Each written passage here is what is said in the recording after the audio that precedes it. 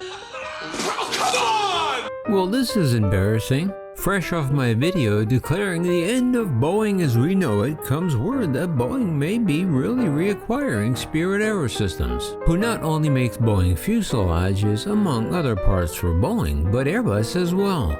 And at one time Spirit AeroSystems was actually Boeing until they sold it off, after their disastrous merger with McDonnell Douglas.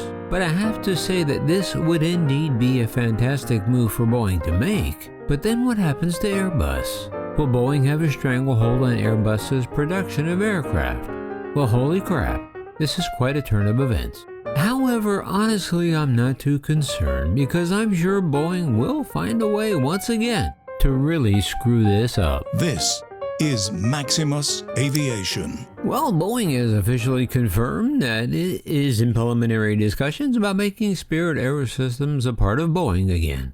Boeing spun off the Wichita operation that became Spirit nearly 2 decades ago, pursuing the leadership's then vision of outsourcing and divestment in order for Boeing to save overhead costs as a company. Boeing released a statement Friday, March 1st, touting the benefits of reacquiring Spirit, saying that we believe that the reintegration of Boeing and Spirit AeroSystems manufacturing operations would further strengthen aviation safety, improve quality, and serve the interests of our customers, employees, and shareholders. However, Boeing added that there can be no assurance that we will be able to reach an agreement. For their part, Spirit also confirmed the news with the same caveat. To quote Dominic Gates of the Seattle Times, if a deal is reached, it would reverse the largest divestment in Boeing's modern history, when the jet maker in 2005 sold off its major plant in Wichita to advance its strategy by shedding aircraft parts and systems manufacturing. Originally, of course, the idea was born out of the merger with McDonnell Douglas in 1997, first by then Boeing CEO Phil Condit and then his successor Harry Stonecipher. However, Boeing engineers warned at the time as early as 2001 that the company risked losing control of its manufacturing process and hollowing out its internal capabilities. Well, they sure nailed that prediction. Because this now just proves that strategy went much too far and has damaged Boeing. Of course, knowing full well that neither the US or EU governments would allow such a monopoly to occur with either manufacturer. As part of the new Boeing sales talks, Spirit AeroSystems is also discussing with Airbus the possibility of selling them its plant in Belfast, Northern Ireland, where it makes the wings for the A220. But so far, no mention of the A350 production facility in South Carolina. However, I would assume that facility would not be included in the sale and offer to Airbus. Airbus has already moved some of its suppliers back in-house. Airbus was Spirit's second largest customer behind Boeing, accounting for 19% of Spirit's manufacturing. Spirit makes parts across the European plane maker's product line, including, as I said, wings for the A220 in Belfast. But so far, Airbus has declined to comment about any of this. The move to acquire Spirit, of course, comes after a litany of quality problems with the fuselage sections that supplies the 787 and 737 MAX, all of which caused repeated delivery pauses at Boeing's final assembly plants. Last year, Boeing sent armies of people, as Chief Financial Officer Brian West expressed, to Wichita to help Spirit get its manufacturing process under control. At the end of September, the effort to fix Spirit accelerated when the board fired CEO Tom Gentile and replaced him with Pat Shanahan, a former Boeing executive known for his hands-on management style. So now, facing extinction, Boeing has apparently decided that the problems run deep enough to explore a full reintegration.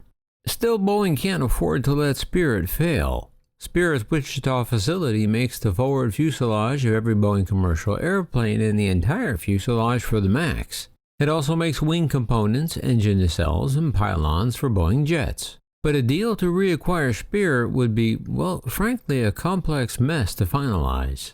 After Boeing sold the Wichita unit to a private equity firm, Spirit went public in 2006 and spent years diversifying its own business by becoming a supplier to other aircraft makers. So Spirit makes parts not only for Airbus, but also for Bombardier Business Jets and various Boeing defense contractors, but that also includes Boeing competitors like Lockheed Martin and Northrop Grumman.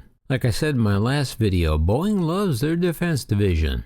I'll link it in case you missed it. But Boeing by far remains Spirit's biggest customer, providing 64% of its revenue last year. But as I mentioned, I can't imagine Boeing reacquiring Spirit without divesting all the Airbus supply components. In addition to the Belfast A220 wing plant, those include a plant in Kingston, North Carolina, purpose-built to manufacture fuselage panels for the A350, and a plant in France that assembles the fuselage sections from those panels. Aerospace financial analyst Rob Stollard told investors that Boeing buying Spirit would likely be great for Spirit, but not so great for Boeing, at least not in terms of the share price. If Spirit were able to sell its Wichita operations to Boeing, that would be a coup. Clearly, Spirit is in a world of pain at the moment, he wrote. But for Boeing, he said, this does give them the opportunity to bring Spirit in-house and fix its problems, but integrating Spirit would add additional financial pressure. However, finding the financial capital to even make this ambitious purchase will prove difficult for Boeing. The current market capitalization of Spirit is about $3.3 billion. To buy the company, even if it offloads the Airbus units, Boeing would have to pay most of that plus take on some of Spirit's debt. Boeing ended 2023 with more than $36 billion in net debt and a promise to investors that it would prioritize paying off that debt. To make the purchase, Boeing could either raise equity by issuing new shares or borrow the money and increase its debt. Analyst Ken Herbert of RBC Capital Markets suggested in a note to investors that Boeing could be under pressure from the FAA after the Alaska Airlines in-flight incident to take a firmer control of the MAX manufacturing supply chain. There are potential long-term benefits for Boeing from greater integration around tooling, supplier management, production, best practices, and execution, he said. The news of the acquisition talks, which were first reported Friday morning by the Wall Street Journal, surprised the industry because Boeing's leadership last summer firmly quashed rumors that it might come to this. However, once again, as the Seattle Times put it in September, misdrilled holes were discovered in the 737 MAX aft pressure bulkhead. This caused a pause in MAX deliveries, with the result that Boeing lost money in the third quarter. And although the mid-air Alaska Airlines blowout in January was caused by Boeing, not Spirit, the panel was opened by Boeing only because of the need to fix adjacent rivets that had been poorly installed by Spirit. Investors sued Spirit in December, accusing the company of ignoring reports of low-quality work. In 2020, Spirit cut 6,800 employees and put salaried workers on a 4-day workweek to preserve cash. Many of those most seasoned workers who were laid off or who chose to retire never returned. In addition, the pandemic exacerbated long-term financial distress at Spirit. Spirit has publicly said that it has lost an average of more than $1 million per airplane on the nearly 1,200 forward fuselage sections it built for the 787, totaling $1.4 billion.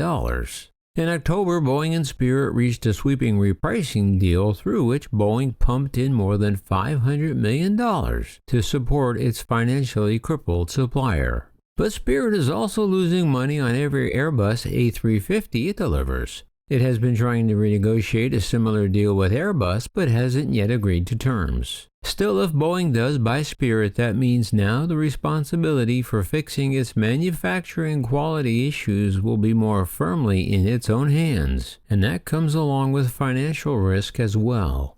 So there you have it. Sorry for the less than usual stellar production value on this one. I just wanted to rush the story out to you because I want to know what you think. Do you think it's a good idea? Well, I do. Do you think it will happen? I have serious doubts. But if Boeing manages to pull this off, do you think it will help Boeing finally right the ship? Tell me everything I want to know down below. And until next time, this is Maximus.